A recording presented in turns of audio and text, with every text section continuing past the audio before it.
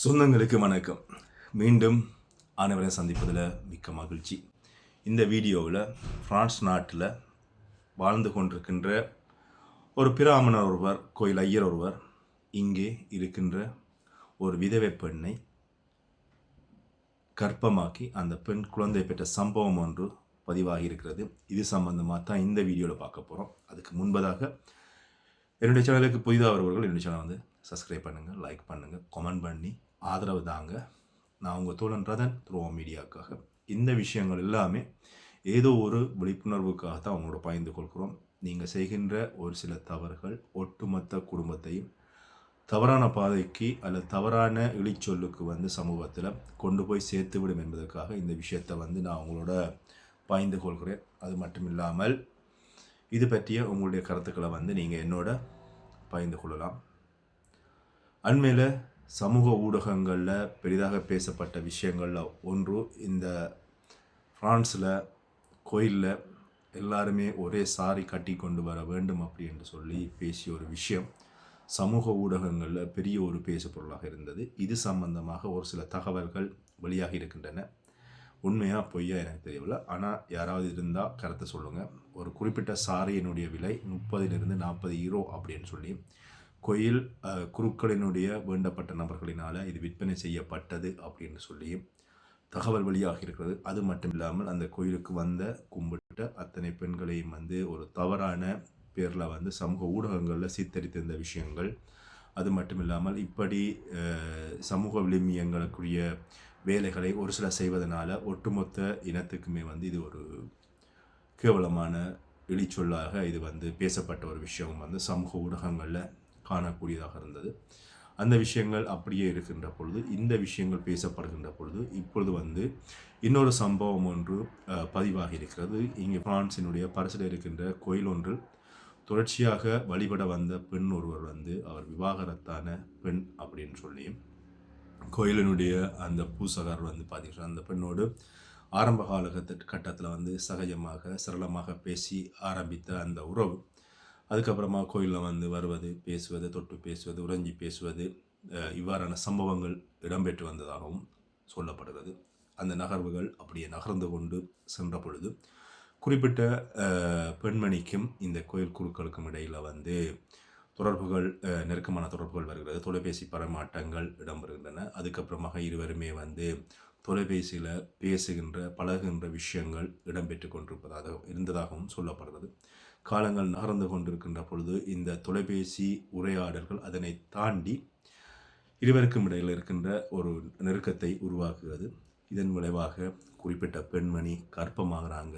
கர்ப்பமானது மட்டும் இல்லாமல் அந்த பெண்மணிக்கு வந்து குழந்தை கிடைக்கிறது. ஏற்கனவே அந்த பெண்மணி விவாகரத்தான பெண்மணி என தெரிஞ்சுதான் இந்த கோயிலினுடைய இந்த குருக்கள் அவங்களோட பழகிய விஷயங்களும் வந்து பொது வழியில் பேசு பொருளாக வந்திருக்கிறது. அது மட்டும் இல்லாமல் குறிப்பிட்ட குருக்கள் சம்பந்தமாக ஏற்கனவே பல்வேறுபட்ட சர்ச்சைகளான கருத்துக்கள் சொல்வது மட்டும் இல்லாமல் பிரான்ஸை பொறுத்தவரையில் ஒரு கோயிலில் ஒரு குருக்கள் ஒரு இன்னொரு குருக்களோடு துணை குருக்களாக நின்று பழகிவிட்டு அதுக்கப்புறமாக அவர்களோடு ஏற்படுகின்ற முரண்பாடு காரணமாக தங்களுடைய பாட்டில் வந்து ஒவ்வொரு கோயில்களையும் உருவாக்கி புதுசாக கோயில்களை உருவாக்குகிறோம் என்றதன் அடிப்படையில் புதிய கோயில்களை உருவாக்கி கொண்டு வருகின்ற விஷயமும் வந்து சமூக ஊடகங்களில் காணக்கூடியதாக இருக்குது. அதன் அடிப்படையில் இந்த பெண்மணி வந்து கர்ப்பமானதுக்கு அப்புறமாக குறிப்பிட்ட பெண்மணி குழந்தையை பெற்றெடுக்கிறாங்க. குழந்தையை பெற்றெடுத்ததுக்கு அப்புறமாக அது இந்த குறிப்பிட்ட குருக்களிடம் வந்து இந்த குழந்தையினுடைய தந்தை என்கிற ஸ்தானத்தை நீங்கள் தான் ஏற்றுக்கொள்ளணும் அப்படின்னு சொல்லி கேட்கின்ற பொழுது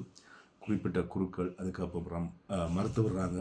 மறுக்கிறது மட்டும் இல்லாமல் இருவருக்கும் இடையில் வந்து கருத்து முரண்பாடுகள் வெளியில் வருகின்ற பொழுது குறிப்பிட்ட குருக்கள் அந்த குறிப்பிட்ட பெண்மணியை விட்டு வெளியில் வர்றாங்க. வெளியில் வந்ததுக்கு அப்புறமாக தொலைபேசி அழைப்படுத்த தொடர்புள்ள, அது மட்டும் இல்லாமல் இது சம்பந்தமாக வேறு நபர்களின் ஊடாகவும் குறிப்பிட்ட குருக்களிடம் பேசினால் அவர் அதுக்கும் எந்த விதமான பதிலும் இல்லை. இப்படியே வந்து தொடர்ச்சியாக வந்து அந்த குறிப்பிட்ட குருக்கள் இந்த குறிப்பிட்ட விவாகரத்தான பெண்மணியை விட்டு ஒதுங்கி போகின்ற பொழுது குறிப்பிட்ட பெண்மணிக்கு அந்த குழந்தைக்கு யார் தந்தை அப்படி என்ற ஒரு பிரச்சனை வருகிறது. குறிப்பிட்ட குழந்தையினுடைய பேரை தன்னுடைய தந்தையினரோட பேரில் வந்து பதியாமல் தன்னுடைய பேரில் அந்த குழந்தையை வந்து பதிஞ்சு அந்த குழந்தையினுடைய வாழ்க்கை நகர்ந்து கொண்டிருக்கிறது. ஆனால் இப்பொழுது அந்த குழந்தைக்கு யார் தந்தை அப்படின்ற விஷயம் பொது வழியில் தெரியாமல் இருக்கிற விஷயம் வந்து இப்போ பெரிய ஒரு பிரச்சனையாக இருக்கிறது. குறிப்பிட்ட பெண்மணி இது சம்பந்தமாக கருத்துக்களை சொல்கின்ற பொழுது தனக்கு வந்து தன் மீதும் தவறு இருக்கிறது, தான் வந்து குறிப்பிட்ட அந்த குருக்களை நம்பி பழகியது தன்னுடைய தவறு அப்படின்னு சொல்லி இப்பொழுது தன்னுடைய குழந்தைக்கு யார் தந்தை என்கின்ற பிரச்சனை வந்து இப்போ வந்திருக்கிறது. அதனால் வந்து தான் சமூகத்தில் முகம் கொடுக்க முடியாத ஒரு சூழ்நிலைக்குள் தள்ளப்பட்டிருப்பதாகவும் தன்னுடைய உறவினர்களால் வெறுத்து ஒதுக்கப்படுகின்ற ஒரு விஷயமாகவும் இருப்பதாக குறிப்பிட்ட பெண்மணி சொல்லலாங்க. இந்த விஷயத்தை எப்படியாவது பகிர்ந்து கொள்ளுங்க. அண்மை காலத்தில் வந்து இந்த கோயில் குருக்கள் உரசி பேசுவது, தொட்டு பேசுவது, தடவி பேசுவது சம்பந்தமான பிரச்சனைகள் சமூக ஊடகங்களில் வந்ததன் அடிப்படையில் குறிப்பிட்ட பெண்மணி இந்த விடயத்தை வந்து என்னோடு பகிர்ந்திருந்தாங்க. சகோதரன் இதையும் வந்து பகிர்ந்து கொள்ளுங்க. இப்படி இவர்கள் தொட்டு பேசி உரசி பேசுவது, அப்படியே வந்து பெண்களுடன் வந்து நெருங்கி பழகிவிட்டு இவ்வாறாக ஒரு சந்தர்ப்பம் ஒரு கற்பமாகி வந்ததுக்கப்புறமாக அவர்கள் வந்து ஒதுங்கி விடுகிறார்கள் அப்படின்ற ஒரு விஷயம். அதனால் வந்து தங்களுடைய இந்த குழந்தைகளுக்கு அல்லது இந்த பிள்ளைகளுக்கு தந்தை என்கிற ஸ்தானம் யார் அப்படின்னு சொல்லி தெரியாமல் இருக்கின்ற விஷயங்கள் இது எனக்கு மட்டுமென்று இல்லை, நிறைய பேருக்கு வந்து இவ்வாறான சம்பவங்கள் இடம்பெறுகின்றதையும் வந்து குறிப்பிட்ட பெண்மணி சமூக ஊடகங்களிடம் வந்து பகிர்ந்து கொள்ளுங்க அப்படின்னு சொல்லி கேட்டுக்கொண்டதுனால விளைவாகத்தான் இந்த விஷயத்தை பகிர்ந்து கொள்கிறேன். அது மட்டும் இல்லாமல் இன்னும் ஒரு விஷயம் வந்து என்னென்னு சொன்னால், குறிப்பிட்ட பெண்மணி சொன்ன விஷயம்தான், கோயில்களுக்கு போகின்ற பொழுது கோயில்களில் தங்களுக்கு தருகின்ற இந்த பிரசாதங்களுக்குள் ஏதாவது போதையோ அல்லது வந்து பெண்களை மயக்குகின்ற மாதிரியான மருந்துகளை இட்டு தருகிறார்களோ தெரியவில்லை. நாங்கள் எவ்வளவுதான் ஒதுங்கி போனாலும் ஒரு கட்டத்துக்கு அப்புறமாக எங்களுடைய மனசை மாற்றுகின்ற செயற்பாடு இவர்கள் இந்த கோயிலில் தருகின்ற பிரசாதங்கள் அல்லது இதனால் ஏற்படுத்துவதப்படுவதாகவும் சொல்லப்படுகிறது. இது சம்பந்தமாக தனக்கு அது பூரணமாக தெரியாவிட்டாலும் தனக்கு அதில் வந்து ஒரு சந்தேகம் இருப்பதாக சொல்லப்படுகிறது. சொன்னால் தான் வந்து இவ்வாறான வேலைகள் அல்லது இப்படி வந்து தான் போவதில்லை, தன்னுடைய ஒரு மன திருப்திக்காகத்தான் நான் கோயிலுக்கு போயிருந்தேன். ஆனால் நான் எப்படி இந்த குருக்கள் வசப்பட்டேன் அப்படின்றது எனக்கு இன்று வரை பெரிய ஒரு கேள்விக்குறியாகவும் மனசுக்கு ஒரு வேதனை தருகிற விஷயமாகவும் இருப்பதாக குறிப்பிட்ட பெண்மணி பாய்ந்திருந்தாங்க.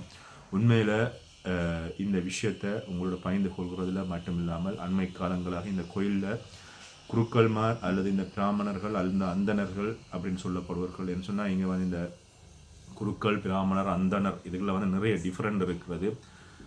படித்தவர்கள் நல்ல சமஸ்கிருதத்தை படித்து வந்தவர்கள், நல்ல வடிவாக படித்தவர்கள் அல்லது சம்பந்தமான பூரண அறிவு உள்ளவர்கள் குருக்கள் நினைக்கிறேன். அதுக்கப்புறமா அந்தணர்கள் அப்படின்னு இருக்கிறார்கள், பூசாரி என்று இருக்கிறார்கள். இதில் இங்கே பிரான்ஸை பொறுத்தவரை எல்லா புலம்பெயர் தேசங்களில் இருக்கின்ற அத்தனை கோயில் குருக்கள் மாறும் ஒரு உண்மையில் சமஸ்கிருதத்தை படித்து வந்தார்களா அப்படின்ற கேள்விக்குறி எனக்கு இருக்குது.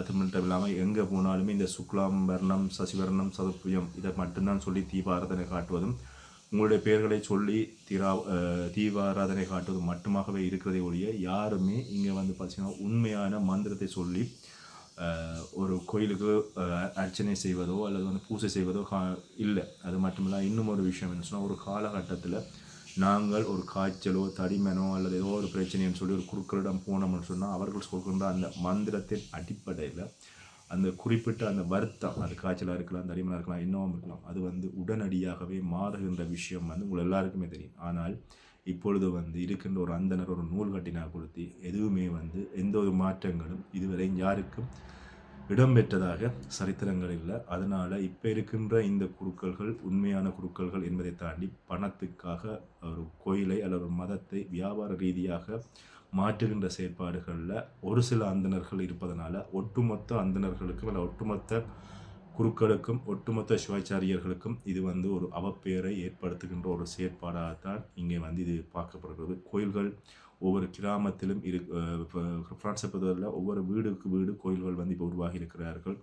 அது மட்டும் இல்லாமல் உருவாக்கிய கோயில்களில் ஒவ்வொருவர் வந்து அந்த நிகழ்வுகள், அதாவது வந்து பார்த்தீங்கன்னா கோயிலினுடைய கடமைகளை செய்வதற்கான நிகழ்வுகளை வைக்கின்ற பொழுது ஒரு சாமத்திய வீடு ஒரு திருமண வீடு செய்வது போல உறவினர்கள் எல்லாருக்கும் அழைப்படுத்தி அவர்களை அந்த நிகழ்வில் கலந்து கொள்ள வைக்கிறார்களை ஒழிய உண்மையில இங்கே வந்து மக்கள் விரும்பி தங்களுடைய ஆத்ம திருப்திக்காக தங்களுடைய மன நிம்மதிக்காக கோயிலுக்கு போவது அப்படின்றது குறைவாக இருக்குது. அதில் இப்படியான சம்பவங்கள் அண்மை காலங்களாக தொடர்ச்சியாக ஃப்ரான்ஸில் இடம்பெற்று வருவதனால இப்போ பெரிய ஒரு பிரச்சனை, கோயில்களுக்கு நம்பி போகலாமா, கோயில்கள் இருக்கின்ற அந்தணர்மார் குருக்கள்மாரோடு நம்பி பழகலாமா அப்படின்ற ஒரு விஷயமும் சமூக ஊடக பரப்பில் இப்போ ஒரு பேசு பொருளாக இருக்கிறது. இது சம்பந்தமாக உங்களுடைய கருத்துக்களை என்னோட கமெண்ட் பாக்ஸில் பகிர்ந்து கொள்ளுங்கள். இது எல்லாமே உங்களுடைய விழிப்புணர்வுக்காக எனக்கு கிடைச்ச விஷயங்களை பகிர்ந்து கொள்கிறேன். மீண்டும் இன்னொரு வீடியோவில் சந்திக்கிறேன். நன்றி, வணக்கம்.